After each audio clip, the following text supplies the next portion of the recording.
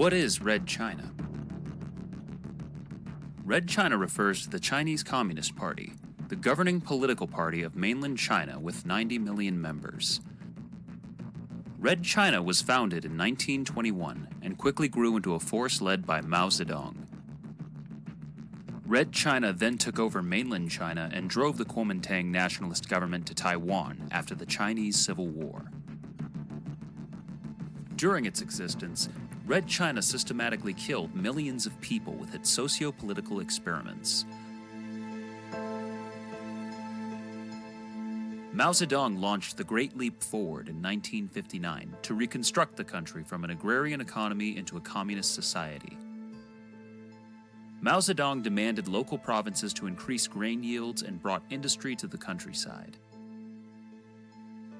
As a result, local officials, afraid of not meeting the quotas set by Red China, over-collected what the farmers grew, leaving the population starved to death. The Great Leap Forward resulted in between 33 million and 55 million deaths, making the Great Chinese Famine the largest mass mortality event in human history. From 1950 to 1959, Red China annexed Tibet by force. They attacked Tibet in October 1950 and forced the Tibetan leaders to accept its terms unconditionally to allow Red China's People Liberation Army to occupy Tibet and installed a Chinese government. The 14th Dalai Lama, a spiritual and national leader of Tibetans, was invited by Red China's officials to a theatrical performance at the Chinese military headquarters in Lhasa on March 1, 1959. Tibetan government officials feared that the Chinese planned an abduction of the Dalai Lama. Tibetans surrounded the Dalai Lama's palace to prevent him from leaving or being removed. On March 12th, protesters appeared in the streets of Lhasa declaring Tibet's independence. On March 17, 1959, 2 artillery shells landed near the Dalai Lama's palace, triggering his flight into exile.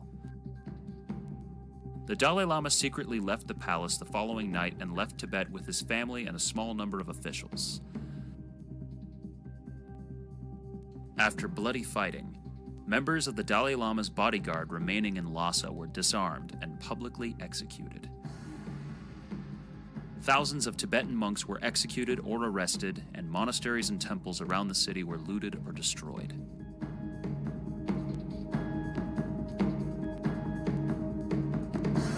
In 1966, Mao attempted to purge his potential enemies by launching the Cultural Revolution.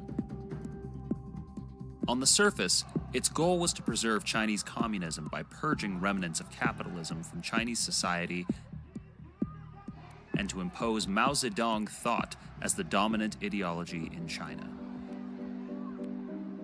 In reality, it was his campaign to solidify his power after the previous failed experiment of the Great Leap Forward.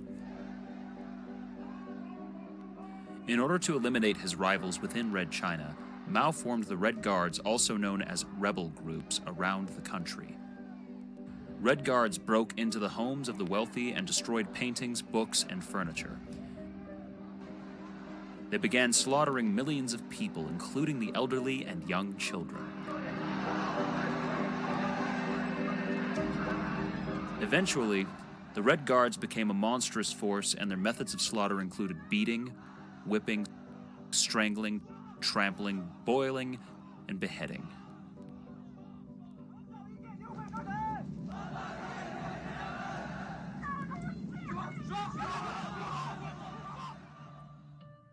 In 1974, China forcefully took control of the Paracel Islands from the Republic of Vietnam. And in 1988, China attacked its ally, Communist Vietnam, and occupied the Spratly Archipelago. Recently, China arbitrarily claimed 90% of the East Asian Ocean from its shore down to Indonesia. During the last few years, Red China has built artificial islands there with no regard for the environment and militarized them even though it had promised the world it would not do so. We continue our look this morning at what China does not want you to see. The United States says the superpower is reclaiming land in the South China Sea. Artificial islands under construction could become military bases. Within China, student-led demonstrations in Beijing at Tiananmen Square during 1989 emphasized Red China's willingness to impose authoritarian rule with force on its own people. The protests started on April 15, 1989, and were forcibly suppressed on June 4, 1989, when the government declared martial law and sent the People's Liberation Army to occupy parts of central Beijing. Troops armed with assault rifles and accompanied by tanks fired at the demonstrators and those trying to block the military's advance into Tiananmen Square. Estimates of the death toll were several hundred to several thousand, with thousands more wounded.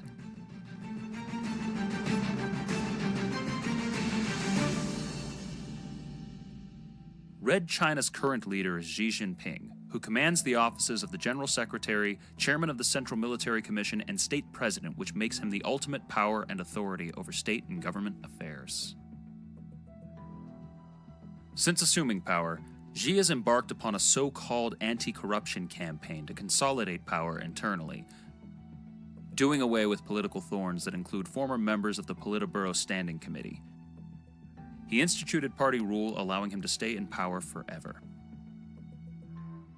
He's also promoted a more aggressive foreign policy, engaged in a trade war with the U.S., imposed baseless claims in the South China Sea, and doubled down on the Belt and Road Initiative as the lightning rod for his dream of returning China to its imperialist status.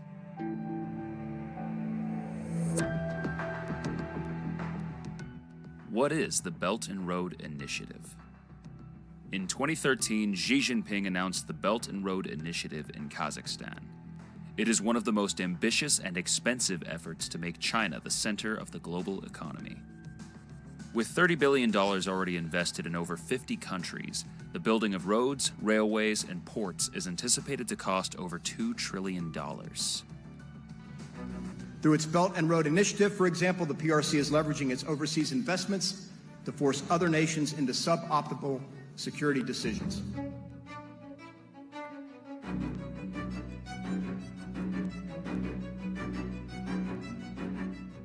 I think the One Belt, One Road posture has been a stalking horse to advance Chinese security concerns. Minister Wei said as much in a Latin American conference just last summer.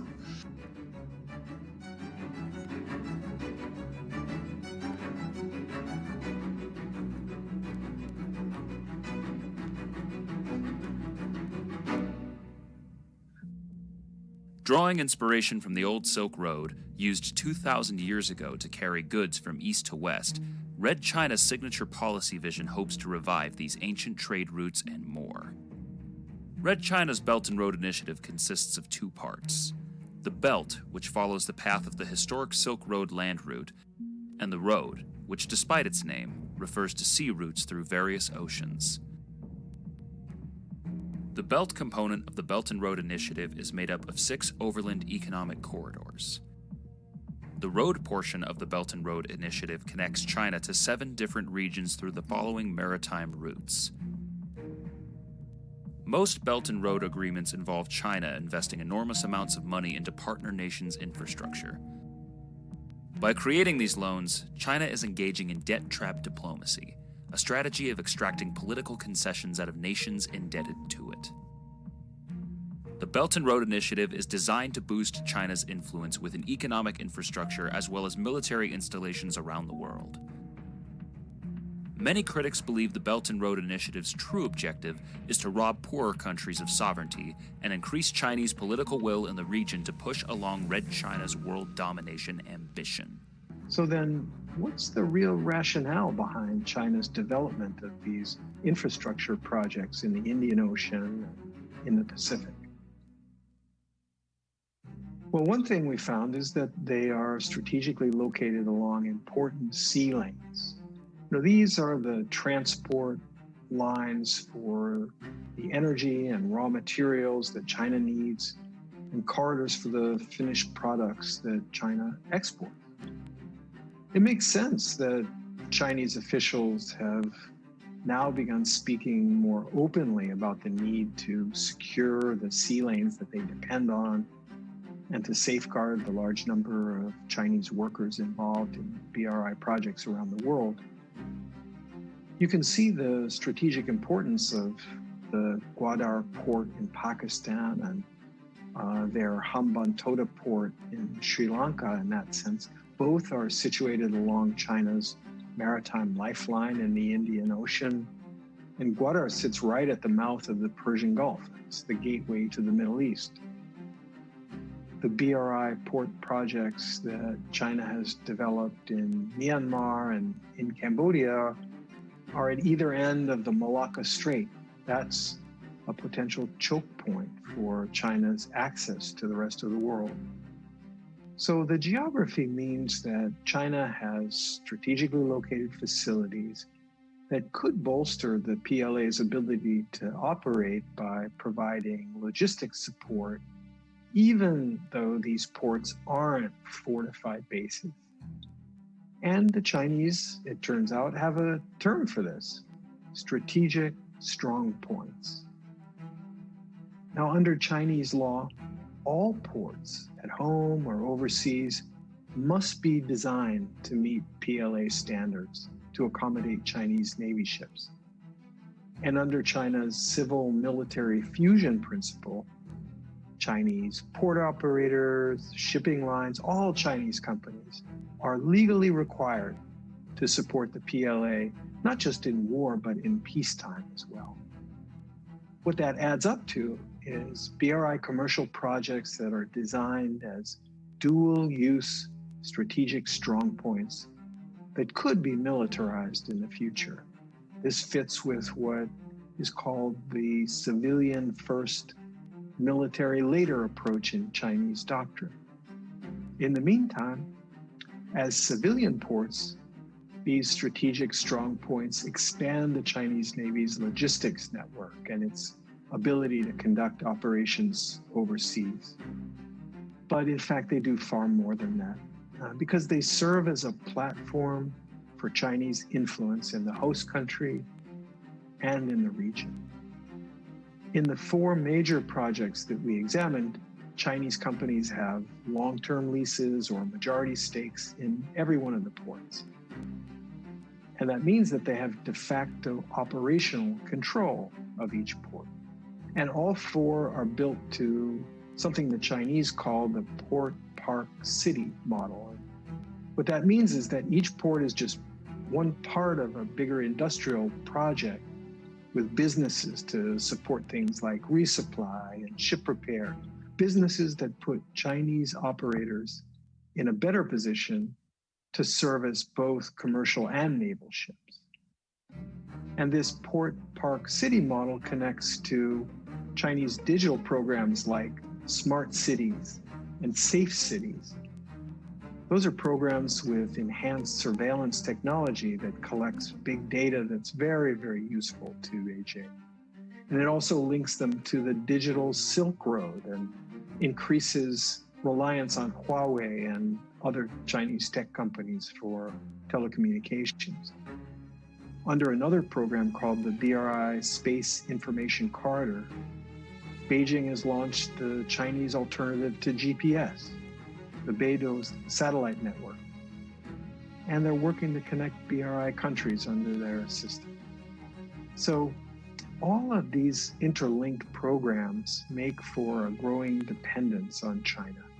There's more and more levers that Beijing can use to extract concessions or to get compliance from project host states.